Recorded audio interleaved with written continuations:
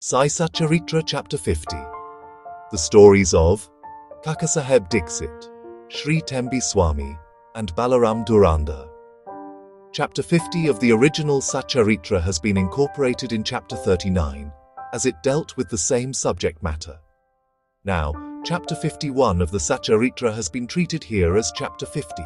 This chapter gives the stories of Kakasaheb Dixit, Shri Tembye Swami, and Balaram Dhurandhar. Preliminary victory be unto Sai, who is the sole refuge of his devotees and our Sadguru, who expounds the meaning of the Gita and gives us all powers. O Sai, look down favorably upon us and bless us all. Sandalwood trees grow on the Malaya mountains and ward off heat. Clouds pour their rainwater and thereby cool and refresh everyone. Flowers blossom in the spring and enable us to offer them to God. Similarly, the stories of Sai Baba give solace and comfort to the readers. Both those who tell these stories and those who hear the stories of Baba are blessed and holy. It is a well-established spiritual fact that even though one may try hundreds of means, we do not attain the spiritual goal of life unless a Sadguru blesses us with his grace. Hear the following story in illustration of this statement. Victory be unto Sai, who is the sole refuge of his devotees, and our Sadguru, who expounds the meaning of the Gita and gives us all powers. O Sai, look down favorably upon us and bless us all. Mr. Hari Sitaram, alias Kakasaheb Dixit, was born in 1864 into a Brahmin family at Khandwa. His primary education was completed at Khandwa and his secondary education at Nagpur. He came to Bombay for his higher education and studied first in Wilson College and then in Elphinstone College. After graduation in 1883, he passed his LLB and the solicitor's examination, and then worked in the firm of the government solicitors, Messrs. Little & Co. Then, after some time, he started a solicitor's firm of his own. Before 1909, Kakasaheb did not know about Baba, but soon he became a great devotee. While he was living at Lonavala, he happened to meet his old friend, Mr. Nanasaheb Chandorkar. Both spent some time talking about many things. Kakasaheb described how, when he was boarding a train in London, he met with an accident in which his foot slipped and was injured. Hundreds of remedies had given him no relief. Nanasaheb then told him that if he wished to get rid of the pain and lameness of his leg, he should go to his Sadguru Sai Baba. He also gave a detailed description of Sai Baba and mentioned to him Sai Baba's dictum, "I draw to me my people, from even across the 7 seas, like a sparrow with a string fastened to its feet." He also made it clear to him that if he was not Baba's man, he would not be attracted to him and would not be given darshan. Kakasaheb was pleased to hear all this and said that he would go to Baba, see him and pray to him to cure not so much his lame leg, but to bring around his lame, fickle mind and give him eternal bliss. Sometime after this, Kakasaheb went to Ahmednagar and stayed with Sirdar Kakasaheb Mirikar, in connection with securing votes for a seat in the Bombay Legislative Council. Mr. Balasaheb Mirikar, Kakasaheb Mirikar's son, who was a Mamalatta at Kopagaon, was also in Ahmednagar for a horse exhibition. After the election business was over, Kakasaheb Dixit wanted to go to Shirdi, and the Mirikars were also thinking about a fit and proper guide with whom he should be sent there. Sai Baba was, at the same time, arranging things for his reception. Shama got a telegram from his father-in-law at Ahmednagar stating that his mother-in-law was seriously ill and that he should come to see her with his wife. Shama, with Baba's permission, went there and saw his mother-in-law and found her improving and better. Nanasaheb Panshe and Appasaheb Gadre happened to meet Shama on their way to the horse exhibition.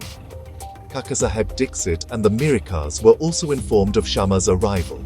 In the evening, Shama visited the Mirikars, who introduced him to Kakasaheb. They arranged that Shama should leave for Kopagaon with Kakasaheb by the 10 o'clock night train. After this was settled, a curious thing happened.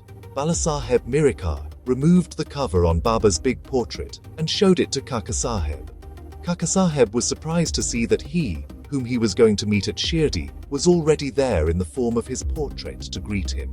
He was greatly moved and prostrated before the portrait. This portrait belonged to Mega, The glass over it had been broken and it was sent to the Miracars for repair. The necessary repairs had already been made, and it was decided to return the portrait with Kakasaheb and Shama. Before 10 o'clock they went to the station and booked their passage. But when the train arrived, they found that the second class was overcrowded and that there was no room for them.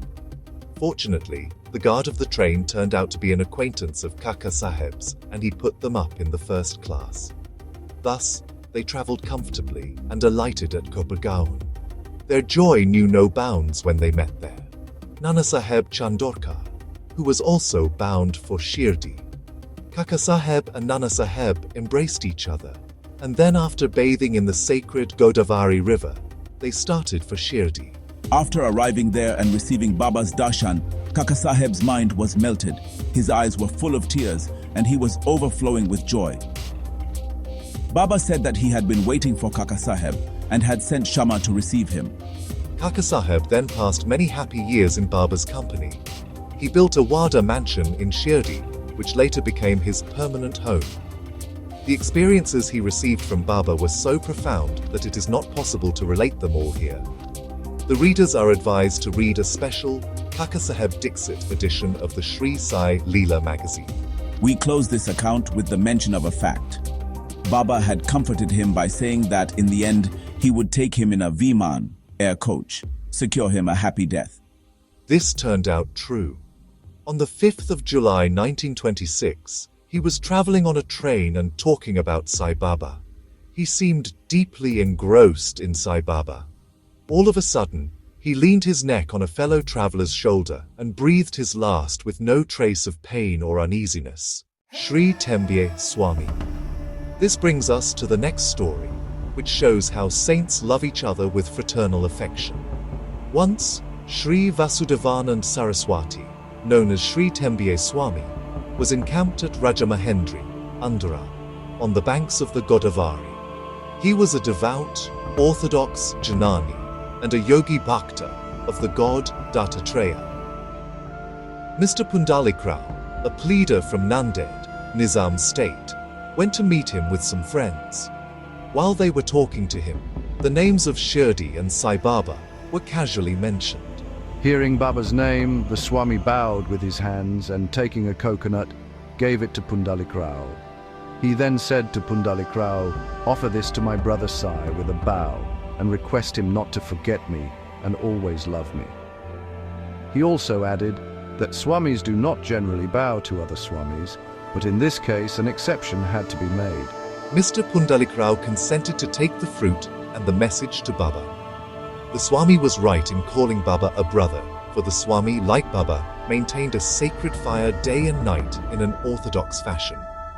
After a month, Pundalikrao and a few others left for Shirdi with the coconut and reached Manmad. As they felt thirsty, they went to a rivulet to drink water. They then felt that water should not be drunk on an empty stomach, and thus they took out some chivda, flattened rice mixed with spices. The chivda tasted pungent, and to soften the taste, someone suggested, break a coconut and mix its scrapings with it. Thus, they made the chivda more tasty and palatable. Unfortunately, the fruit that was broken was the one that was entrusted to Pundalikrao. As they neared Shirdi, Pundalikrao remembered the promise and was very sorry to learn that it was broken and used. Trembling with fear, he came to Shirdi and saw Baba. Baba had already received a divine message regarding the coconut from Tembye Swami, and he himself asked Pundalikrao to give him the things sent by his brother. Pundalikrao held Baba's feet, confessed his guilt and negligence, repented and asked for Baba's pardon.